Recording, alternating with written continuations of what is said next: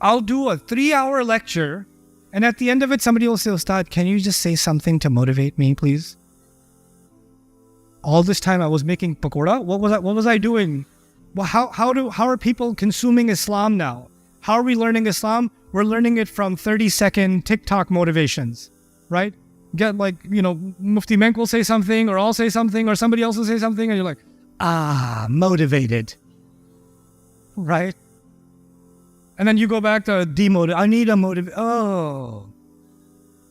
you know what this is? This is actually a lack of hikmah. This new short series is based on the findings of Dr. Saqib Hussain in his PhD thesis, Wisdom in the Quran, which was summarized and presented by Ustad Nu'man in front of a live audience. The link to the full paper is in the description.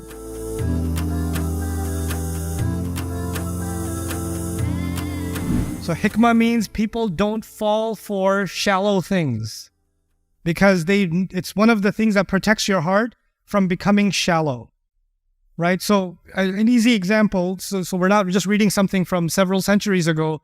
You can think about right now, you posted something online about how you are, living a life of sabr and tawakkul, because people like to post their spiritual status nowadays so that because the angels don't check you, they now check your Facebook to see if you're in a state of sabr. So you take a picture of yourself. I don't know how you take a picture of yourself making dua, but people do apparently. And then when tawakkul in Allah is all you have left. And then they post that on their Instagram, and they put a little, I don't know why, every one of these videos or pictures and these people's stories, they have this slow, it's supposed to be Islamic music, I think, but it sounds like somebody dying slowly. Like, you know what I'm talking about? Yeah? So they'll put that up. But now that you put it up, of course you put it up for the sake of Allah. Yeah. And now that you put that up, you keep checking how many teary-eyed, round, yellow faces did you get? How many hearts underneath it? How many mashallah? How many, and your entire, your perception of value is now associated with something so shallow. How many comments did I get? How many views did I get? How many thumbs up did I get? How many making so much dua for you did I get? People want to broadcast the state of their heart to the world. And this, by the way, on a side note, he says, hikmah means that you don't get hypnotized by the glitter of this world. And one of the major kinds of glitter in the world today, especially for the younger audiences here, you guys grew up and you don't even know a world that existed outside of social media. And social media is an amazing tool. It's an incredible tool. In fact, it revolutionized the world. But for many of you, you value yourself based on your virtual existence. Your entire definition of yourself comes from the filtered images you're putting on and how people are acknowledging your existence online. And if you're not posting something, if you're not posting a picture of the slice of pizza that you're eating, that somehow someone out there is going to cry tears wondering what happened to that slice of pizza. You must contribute to the world. And this idea that I have to make my presence known, this obsession is leading you, it's even shaping the way you think about Islam, to the point where I have to become an Islamic influencer for the sake of Allah. I have nothing to say, I've learned nothing, but I feel like you guys just follow Allah, okay? For the sake of Allah.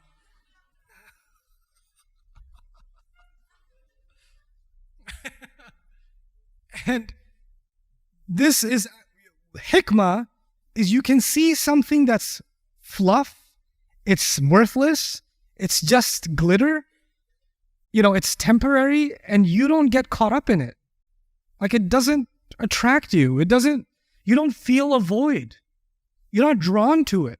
And that's a pretty accurate description of hikmah, I would argue. And he said it. This is one of the armies of God that he puts into the hearts of those who truly know, until he removes from their hearts the want of the glitter of worldly things. It's pretty accurate, you know. And then he says, وَقِيلَ هِيَ وَضْعُ الْأَشْيَاءِ مَوَاضِعَهَا. This is an important one. It says, hikmah means putting things where they belong. Putting things in their rightful place. وَقِيلَ كُلُّ قَوْلٍ وَجَبَ فِعْلُهُ. Anything, any word, any speech, any counsel that you must act on. وَهَذِهِ الْأَقْوَالِ فِي الْحِكْمَةِ كُلُّهَا مُتَقَارِبَةً. All of these definitions of wisdom, he says they're all very close to each other. وَيَجْمَعُ هَذِهِ الْأَقْوَالِ قَوْلًا. But these are, you can combine them into two main statements. Al-Quran wal-akhar as-sunnah. The Quran and the Sunnah. لِأَنَّهَا الْمُبَيِّنَةِ لِمَنْ بَهَمَ مِنَ الْكِتَابِ. Because these are the ones, the Sunnah is the one that clarifies what's in the law. وَالْمُظْهِرَ لِوُجُوهِ الْأَحْكَامِ. And it helps you understand the laws of Allah. Now, I'm about to wrap this up. We're done with the definition part of hikmah. The conclusion is two things. There's two kinds of hikmah. There's a hikmah that comes from Allah, and there's a hikmah that comes from inside you. There's a hikmah you already have, and I'm going to explain the one that comes from Allah. I think everybody knows. That's the Quran, that's Revelation, that's the Sunnah of the Prophet ﷺ. We know that one. The hikmah that comes from inside you is the one that I want to talk to you about a little bit, because you're like, but I'm stupid. I have hikmah? And somebody even came to me, they didn't say they're stupid, they said, but how are you supposed to get hikmah? Here's the Quran's answer to that. Actually, how are you supposed to get a stronger back? How are you supposed to get stronger legs? How are you supposed to get a stronger mind? How are you supposed to get stronger arms? How are you supposed to get better stamina? What are you supposed to do? Tell me. Exercise? Eat right? How are you supposed to get better at mathematics? Practice. How are you supposed to get better at a sport? Play more, learn more, exercise it. But your legs are already there. They're just not strong enough. But they're there. It's not like you have to create your legs. They're there. You just have to start using them now and start running. And the more you run, the stronger they'll get. The more stamina you will develop. Your lungs are already there, but they don't have good capacity. You get on a treadmill for 3 minutes and you're right? But it's not like you don't have lungs. You have them, but you haven't exercised them, so they haven't become what? Stronger. The Quranic argument would then be, you already have the basic wisdom inside you, but you just haven't made it what? Stronger. You haven't enabled it. You haven't activated it. You haven't put it to use. Anything Allah gives you, when you don't use it, it becomes weaker. Allah gave me eyes. If I taped one of my eyes for 6 months, I can almost guarantee you I would be blind in that eye. You don't use it, you lose it. Patients that are lying in bed in a coma for 6 months, a year, they can't stand up after they get up because they have muscle atrophy. They haven't used that muscle. Allah has given me something inside me, the ability to make good decisions. He already gave me that, but I haven't been using it. And the less I use it, the weaker that ability becomes. And then I start telling myself, I don't even have that ability. I don't have that ability. And one of the most amazing, shocking examples of that I see nowadays is young people coming and telling me, Ustad, say something to motivate me. I'll do a 3-hour lecture, and at the end of it, somebody will say, Ustad, can you just say something to motivate me, please? All this time I was making pakora. What was I doing? Something to motivate. But then I ask myself this question: when you say something to motivate me, or I need motivation, please give me something to. And then you have all this like Islamic. Well, how are people consuming Islam now? How are we learning Islam? We're learning it from 30-second TikTok motivations, right? Get Mufti Menk will say something, or I'll say something, or somebody else will say something, and you're like, motivated, right? And then you go back to demotivated. I need a motive. Oh, you know what this is? This is actually a lack of hikmah. And why am I saying it's a lack of hikmah? That means I'm not driven enough within myself. It's as if I don't possess the ability to have strong will. Somebody has to give me will and push me forward. And unless they do, I can't move on my own. I'm incapable of my own. I need somebody else to inspire me. I need somebody else to push me. And I ask myself the question, when Allah talks about Ashabul Kahf in the Quran, those young people in the cave, who was their motivation? Like, who was their, did they say, hey man, I'm feeling really low right now. Is there, anybody got a connection? Let me just watch some motivational videos, at least a tech talk or something as we go up this mountain. It's getting pretty high.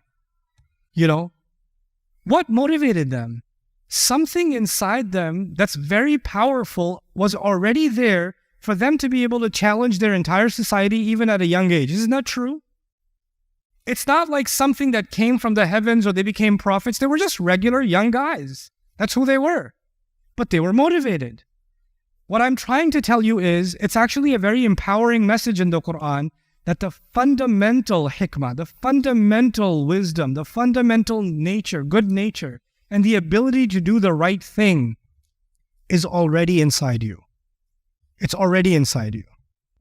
I hope you guys enjoyed that video clip. My team and I have been working tirelessly to try to create as many resources for Muslims to give them first steps in understanding the Quran all the way to the point where they can have a deep, profound understanding of the Quran. We are students of the Quran ourselves, and we want you to be students of the Quran alongside us. Join us for this journey on bayinatv.com, where thousands of hours of work have already been put in. And don't be intimidated, it's step by step by step, so you can make learning the Quran a part of your lifestyle. There's lots of stuff available on YouTube, but it's all over the place. If you want an organized approach to studying the Quran beginning to end for yourself, your kids, your family, and even among peers, that would be the way to go. Sign up for bayinatv.com.